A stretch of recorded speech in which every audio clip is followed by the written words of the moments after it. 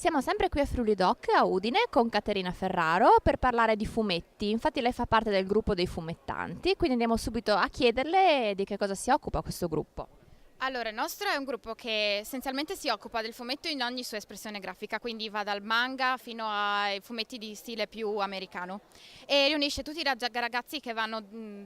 che frequentano le superiori e anche l'università, quindi sono tutti ragazzi molto giovani, molto affiatati, molto entusiasti e che diciamo condividono le loro idee, esprimono la loro interesse diciamo verso questo campo del fumetto che viene considerato attualmente anche una sorta di nuova forma d'arte diciamo emergente, quindi sì è un gruppo abbastanza bello insomma si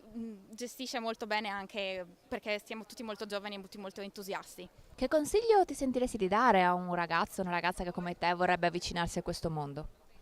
Beh, allora innanzitutto bisogna perseverare perché diciamo, l'esercizio paga sempre, infatti diciamo che anch'io all'inizio non è che fossi particolarmente brava nel disegno, ma è tutta una questione di provare, provare, provare. Quindi diciamo io darei come consiglio di non lasciarsi abbattere alle prime difficoltà, ma di proseguire. Se uno effettivamente è molto entusiasta per questo tipo di espressione artistica, deve andare avanti e seguire diciamo, il suo sogno, come possiamo dire, se è il suo sogno questo.